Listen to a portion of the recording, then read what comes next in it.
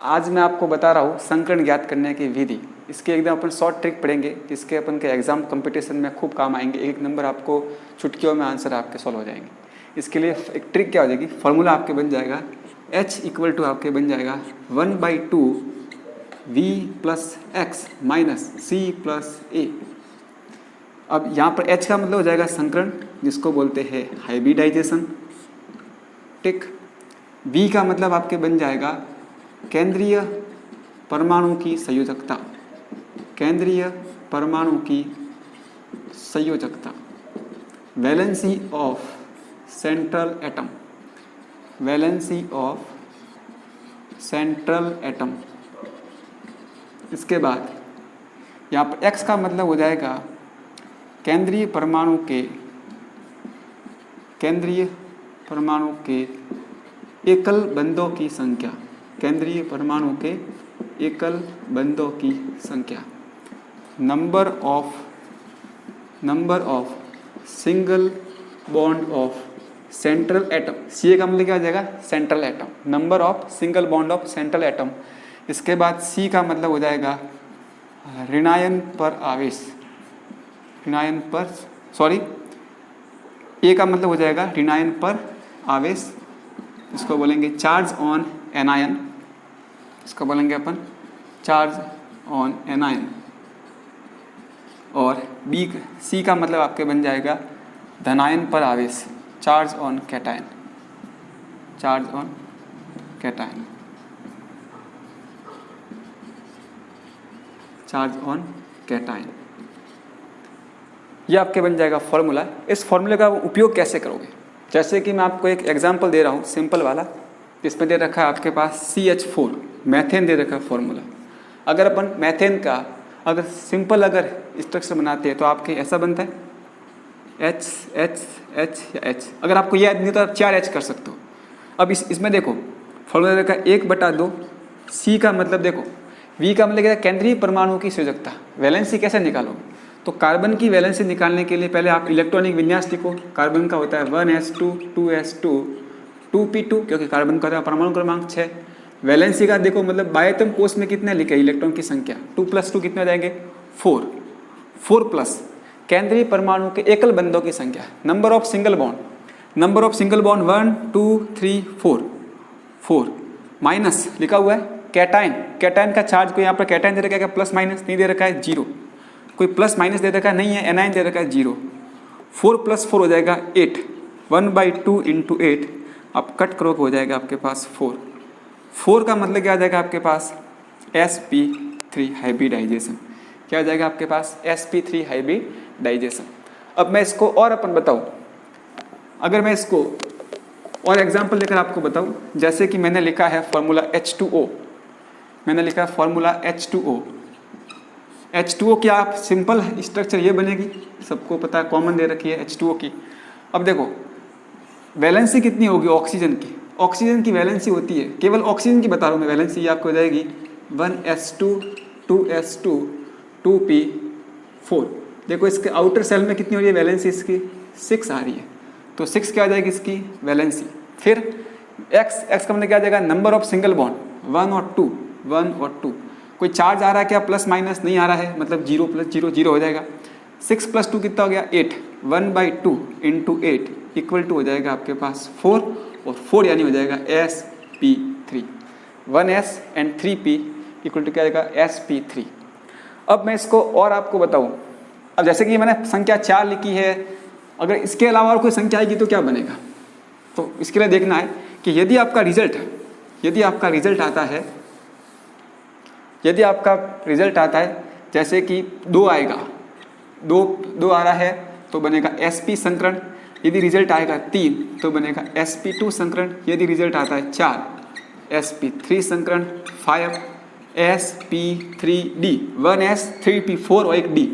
6 पर क्या आ जाएगा आपके पास sp3d2, और 7 पर आ जाएगा आपके पास sp3d3। ये आपके बन जाएंगे संकरण के नंबर के आधार पर। जैसे कि मैं एक एग्जाम्पल दे रहा हूँ, जैसे कि लिखा हुआ है IF7।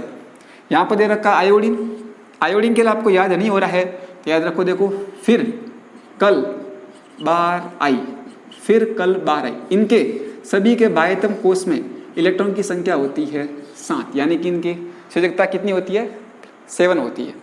तो देखो 1/2 इंटू 7 प्लस, अब इसको आई एफ को आप लिखोगे तो यहाँ पर बनेंगे 7 बनेंगे सिंगल बॉन्ड, तो कितने हो जाएंगे आपके पास 7, 7 प्लस 7 कितने हो गए 14, 14 डिवाइड बाई 2 कितने हो जाएंगे आपके पास 7। और जैसे नंबर 7 आएगा तो कौन सा बनेगा हाइब्रिडाइजेशन sp3d3, क्या आ जाएगा sp3d3 हाइब्रिडाइजेशन बन जाएगा किसके अंदर IF7 के अंदर।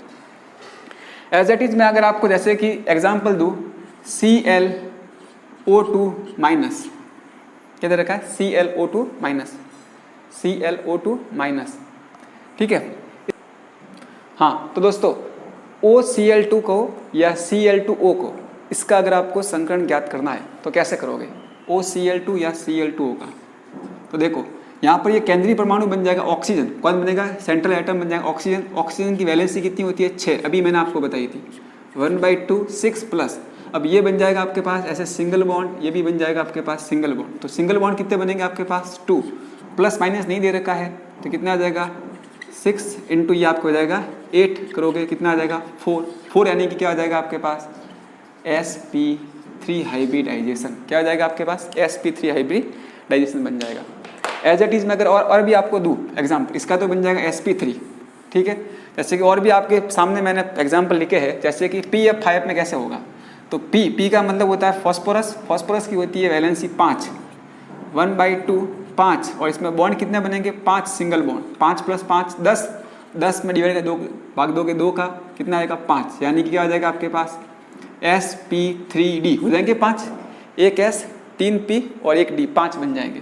इसी प्रकार जैसे कि IF7 का करना है, IF7 का मैंने आपको शायद बता दिया था, फिर भी करना देखो आयोडीन के होता है, मैंने कहा था फिर कल बार आई आ रहा है बार, उसमें कितना आ जाएगा 7, और यहाँ पर दे रखा है संख्या 7 बनेंगे सिंगल बॉन्ड, 1/2 दे रखा है 7 प्लस 7 14, 14 का आधा कितना हो जाएगा 7, यानी क्या आ जाएगा आपके पास sp3d3 संकरण, sp3d3 संकरण आप इस प्रकार से ज्ञात कर सकते हैं।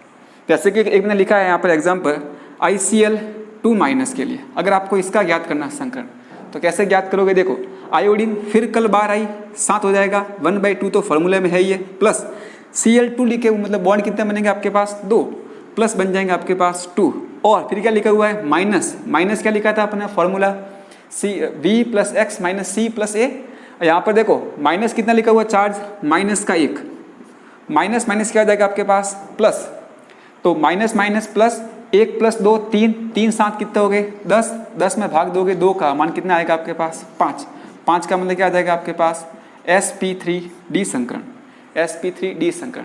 एज इट इज में अगर आपको बोलूँ जैसे कि निकालना है SO3 का निकालना है, SO3 का, तो देखो SO3 की आकृति कैसी बनती है, इसकी बनेगी आकृति S डबल बॉन्ड O, ये क्या आ जाएगी आपके पास सल्फर की आकृति S डबल बॉन्ड O। अब यहाँ पर देखो सिंगल बॉन्ड कितने बन रहे, सल्फर के होते हैं बाह्यतम कोष में इलेक्ट्रॉन होते हैं 6, क्योंकि ये आता है ओल्ड स्टाइल से टीपो, ऑक्सीजन वाले में आता है ओल्ड स्टाइल से टीपो, तो इसमें कितने जाएगी 6, ऑक्सीजन की कितनी आ रही है वैलेंसी 6 आ रही है, तो इसमें भी कितने जाएगी 6, प्लस देखो सिंगल बॉन्ड एक भी नहीं आ रहा है तो कितना आ जाएगा आपके पास 0, अब इसमें 1/2 भाग दोगे आंसर कितना आएगा आपके पास 3, यानी कि इसमें कौन सा बन जाएगा संकरण sp3 संकरण। एज इट इज जैसे कि दे रखा है H2O के अंदर फाइंड करना है, तो देखो H2O में ऑक्सीजन की होती है वैलेंसी 6, ऑक्सीजन की वैलेंसी कितनी होती है 6 होती है इसमें से, तो अपन पढ़ रहे थे H3O इसको बोलते हैं हाइड्रोनियम आयन के लिए ऑक्सीजन की वैलेंसी होगी 6, सबके सब बनेंगे सिंगल बॉन्ड कितने हो जाएंगे 3, और यहाँ पर लिखा हुआ प्लस, प्लस का मतलब क्या होगा एक करना आपको कम, प्लस माइनस क्या आ जाएगा माइनस, 9 में से एक क्या पीछे रहेगा आपके पास 8, 1/2 करोगे आंसर कितना आएगा आपके पास 4, तो 4 क्या हो जाएगी इसकी वैलेंसी हो जाएगी।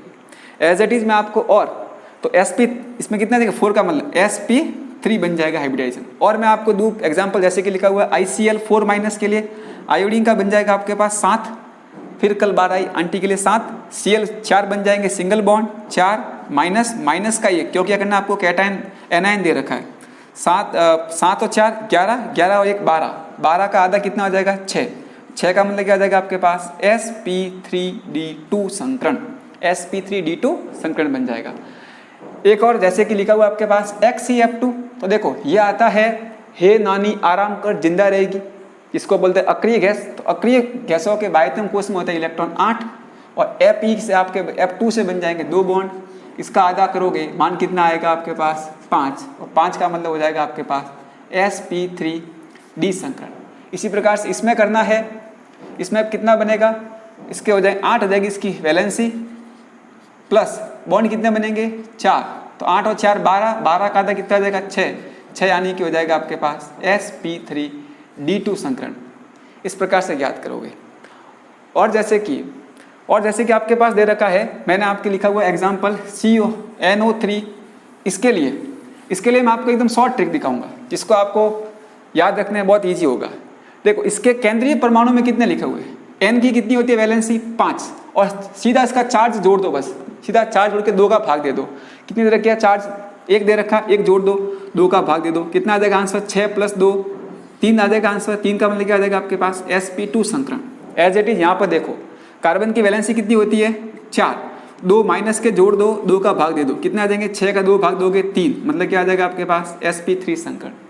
सल्फर की देखो वैलेंसी कितनी होती है 6, कितना दे रखा चार्ज 2 बटा भाग दे दो 2 का, आंसर कितना आएगा आपके पास 8/2 यानी कि 4, यानी कि हो जाएगा sp3 संकरण।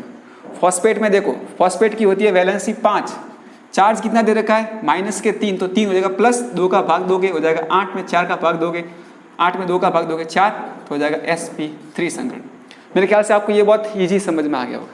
फिर भी अगर किसी को ये सिंगल बॉन्ड डबल बॉन्ड कैसे आते हैं, अगर ये समझ में नहीं आते, उनके लिए एक और मेथड है, जैसे कि मैं आपको दे रहा हूँ एग्जाम्पल ये वाला ICl, आप लोग एक बार ये देख लो, जैसे कि दे रखा है OF2 दे रखा है, इसमें अपन क्या करते हैं संकरण ज्ञात करते हैं। OF2 कैसे होगा, तो देखो ऑक्सीजन का तो हो जाएगा केंद्रीय परमाणु में इसकी कितनी होती है वैलेंसी 6 होती है ऑक्सीजन की, और यहाँ पर फ्लोरीन के पास कितने होते हैं सीधे इलेक्ट्रॉन की संख्या 7, और कितने लिखी है इंटू अपन ने लिखे 2, इनको जोड़ो तो कितने हो गए 7 दूनी 14, और ये कितने हो गए आपके पास 20, कितने हो गए 20।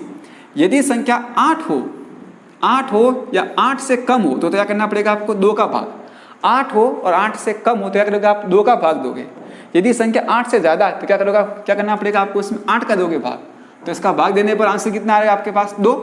अब शेष तो आपके कितना आ रहा है 4 आ रहा है, 4 में फिर से दोगे 2 का भाग, तो कितना हो गया 4/2, 4/2 का मतलब कितना हो गया 2। अब दोनों को जोड़ो, 2 + 2 कितना हो गया 2 + 2 कितना हो गया आपके पास 4। देखो यहाँ पर मैंने 4 के लिए क्या लिखवाया था, इसके लिए क्या बनेगा, इसके लिए 4 मतलब क्या आ जाएगा आपके पास sp3।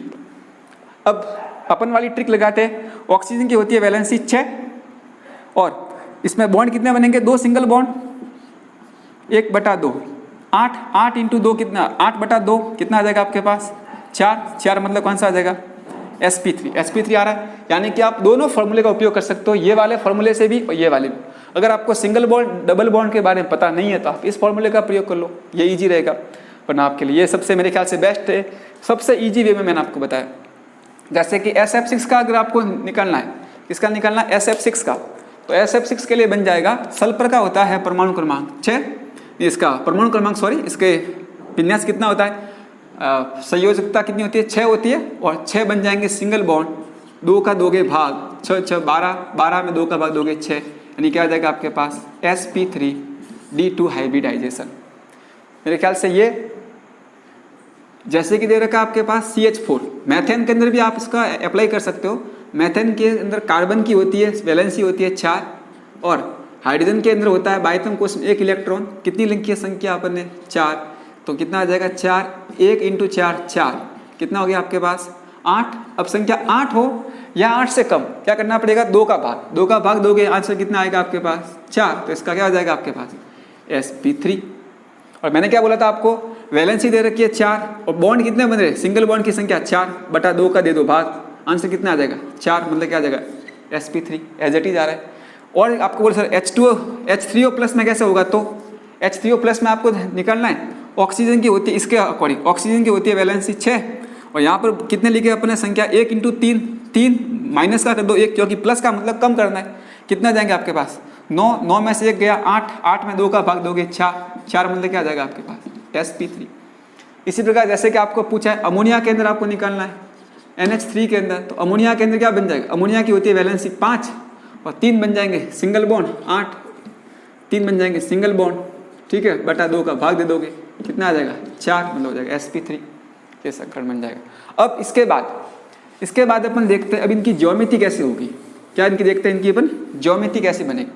तो अपन ज्योमेट्री के लिए वेस्पर थ्योरी को देने वाले दो थे वैज्ञानिक, वेस्पर थ्योरी VSEPER, ठीक है, वेस्पर थ्योरी, इसको देने वाले दो थे वैज्ञानिक, एक का तो नाम था सीज्विक एवं पोवेल, ये दो वैज्ञानिक थे, इन्होंने दिया था इस थ्योरी को 1940 में। इसके बाद दो और आए थे, गिलेस्पी एवं नाइहोव, इन्होंने इस थ्योरी को दिए थी थोड़ा और इसको मॉडिफाई करके दिया था 1957 के अंदर। सीज्विक पोवेल के बाद गिलेस्पी नाइहोव ने थ्योरी दी थी। सबसे पहले सीज्विक पोवेल ने क्या किया, सीज्विक पोवेल ने सिंगल बॉन्ड के आधार पर मतलब परमाणुओं को बांटा कि यदि क्या होता है आपके पास परमाणु की संख्या दे रखी है दो, तो इसकी आकृति बनेगी रेखीय। कैसी बनेगी इसकी आकृति, रेखी बनेगी। रेखी का मतलब ये ऐसी आकृति, ये दे रखा A, ये आपके बन जाएगा B, ये बन जाएगा आपके पास B। यदि इनकी दे रखी है, संख्या दे रखी है 3 दे रखी है, तो 3 पर इसकी आकृति बन जाएगी त्रिकोणीय। इंग्लिश मीडियम के लिए आपका ये हो जाएगा लीनियर, रेखी को बोलेंगे लीनियर, इसको बोलेंगे त्रिकोणीय, या इसको बोलते हैं त्रिकोणीय समतलीय, या इसको बोलते हैं ट्राइगोनल प्लेनर। त्रिभुज बनाना आपको, त्रिभुज बन जाएगा आपके पास ये बी और बी, इनको आप जोड़ दो, ये क्या बन जाएगा आपके पास त्रिकोणीय समतलीय। यदि क्या करेंगे, इनकी संख्या कितनी आ जाएगी 4 आती है, तो इसकी बनेगी आकृति चतुष्क फलकीय। कैसी बनेगी, चतुष्क फलकीय, इसको बोलते हैं अपन टेट्राहेड्रल। क्या बोलते हैं, टेट्राहेड्रल। और टेट्राहेड्रल का मतलब आपके बन जाएगा ये वाली A, यहाँ पर आपके B, ये हो जाएगा आपके पास B, ये हो जाएगा B, ये हो जाएगा B। इस प्रकार से ये हो जाएगा आपके पास चतुष्क फलकीय ज्योमेट्री बनेगी, ठीक है। और इसी प्रकार से यदि इनकी संख्या बनती है 5 बनती है संख्या, तो आपके बन जाएगा, इसको बोलते हैं अपन त्रिकोणीय द्विपिरामिडीय। इंग्लिश में इसको बोलेंगे ट्राइगोनल बाईपायरामिडल। देखो त्रिकोण करना मतलब 3 कोण, त्रिभुज, ये आपके बन जाएंगे A B B A, ये तो आपको हो गया त्रिभुज हो गया, इसको बोलते हैं अपन ट्राइगोनल, ठीक। अब करना है द्विपिरामिड, एक पिरामिड, ये हो जाएगा आपके पास द्विपिरामिड। इसी प्रकार से यदि इनकी संख्या कितनी हो 6 पर इसकी बन जाएगी आकृति अष्टफलकीय, इसको बोलते हैं ऑक्टाहेड्रल। ऑक्टाहेड्रल में मतलब आपके बन जाएगा अष्टफल की आकृति करनी है, ये हो जाएगा आपके पास A, 4 दे रखे B B B B, यहाँ आ जाएगा आपके पास B और यहाँ आ जाएगा आपके पास B। और यदि दे रखी हो संख्या 7 दे रखी है, तो बन जाएगा आपके पास पंचकोणीय द्विपिरामिडी, इसको बोलेंगे अपन पेंटागोनल बाईपायरामिडल बन जाएगा। इसकी आकृति देखो पेंटा में कितने करने आपको पड़ेंगे 5 करने पड़ेंगे। इसके आगे तो पड़ा है पेंटागोनल मतलब कितने करनी है अपन को 5, यहाँ पर रख दो A, 1B 2B 3B 4B 5B, ठीक है। और यहाँ पर आपके बन जाएंगे 2 पिरामिड, ये कैसी बन जाएगी आपके पास पेंटागोनल। ये जो थ्योरी बनती है ये किसके अकॉर्डिंग बनती है, ये आपके बनती है सीज्विक और पोवेल का अकॉर्डिंग। रेखी होगा तो होगा sp संकरण, त्रिकोणीय समतलीय होगा तो sp2 संकरण, चतुष्फलकीय होगा तो बनेगा sp3 संकरण, त्रिकोणीय द्विपिरामिड होगा तो आपको हो जाएगा sp3d संकरण, और यदि अष्टफलकीय होगा तो बनेगा sp3d2 संकरण, और यहाँ पर आपके बन जाएगा sp3d3 संकरण। तो ये आपके हो जाएगा वेस्पर थ्योरी सीज्विक और पोवेल के अनुसार। अब दूसरी एक और थ्योरी बनती है गिलेस्पी और नाइहोम के अकॉर्डिंग। ये तो किसके अकॉर्डिंग थी आपके पास थ्योरी, वेस्पर थ्योरी थी, सीज़विक और पॉवेल के अनुसार। फिर क्या हुआ कि देखा कि कुछ परमाणु जिनके अंदर क्या होते हैं अयुग्मित इलेक्ट्रॉन, जिसके क्या बोलते हैं अपन एकाकी इलेक्ट्रॉन युग्म, लोन पेयर ऑफ इलेक्ट्रॉन होते हैं, इनकी उपस्थिति में क्या होती है, इनकी ज्योमेट्री बिगड़ जाती है। क्या होती है, इनकी अणुओं की ज्योमेट्री बिगड़ जाती है, तो इसके कारण से नई आकृति पैदा होती है। अब यहाँ पर मैं बताऊंगा बीपी का मतलब हो जाएगा बंदी इलेक्ट्रॉन युग्म, बॉन्ड पेयर ऑफ इलेक्ट्रॉन। एक आपको हो जाएगा एलपी, इसको बोलेंगे लोन पेयर ऑफ इलेक्ट्रॉन, एकाकी इलेक्ट्रॉन युग्म और बंदी इलेक्ट्रॉन युग्म। इनकी संख्याओं के आधार पर अलग अलग ज्योमेट्री बनेगी, जिसको बोलेंगे, यहाँ पे मैं आपको बताऊंगा ज्योमेट्री कौन कौन सी बनेगी। जैसे इधर का बंदी की दे रखी है संख्या 2, इसकी एलपी की दे रखी है संख्या 1, तो आकृति आपकी बनेगी वी शेप। कैसी बनेगी, वी शेप, या इसको बोल सकते हैं बैंड। कैसी बनेगी, बैंड। ऐसा होता है ना ये वाला, ऐसी बन जाएगी वी शेप की। ठीक है, यदि आपके पास दे रखी है संख्या बीपी की दे रखी है 3, एलपी की दे रखी है 1, तो आपके बन जाएगा त्रिकोणीय पिरामिडीय आकृति। त्रिकोणीय पिरामिडीय आकृति बन जाएगी। इसी प्रकार से अगर आपके पास बीपी की संख्या दे रखी है 2, एलपी की संख्या दे रखी है 2, तो आपके पास बन जाएगा, इससे भी बन जाएगी वी शेप की, या इसको अपन बोलेंगे बैंड। वी शेप की या बैंड बन जाएगी। कैसे होगा, मैं इसकी आकृति आपको बता दूंगा। जैसे कि ये वाली बनती है जल के अंदर, किसमें होती है, जल के अणु में। ये आपकी ऐसी बनती है, देखो जल में आ जाएगा ऑक्सीजन, यहाँ पर बन जाएगा आपके पास, और 2 यहाँ पर आ जाएंगे एलपी। ठीक है, यहाँ पर H और H, तो ये आपकी कैसी बनती है, यहाँ पर देखो 2 एलपी आ गए, 2 एलपी की संख्या, 2 बीपी आ गए, 1 और 1 2 बीपी आ गए। इसी प्रकार से जैसे कि दे रखा है 4 बीपी हो, 1 आपके पास एलपी हो, तो आकृति बनती है C100। कैसी बनती है, C100 आकृति, या इसको यूँ बोल सकते हो ढैकुली। कैसी बनती है इसका आकृति, ढैकुली बन जाएगी, इसको बोलते हैं C100 आकृति बोलते हैं। यदि इसकी संख्या दे रखी हो 3 और बीपी दे रखी है संख्या 2, तो आपके बनेगी टी शेप की। इंग्लिश का टी आपने देखा होगा, टी आकार की आकृति बनेगी। यदि आपके पास इनकी संख्या दे रखी हो 5, बीपी की संख्या, एलपी दे रखी है, इसकी संख्या होती है 1, तो आपके बनेगी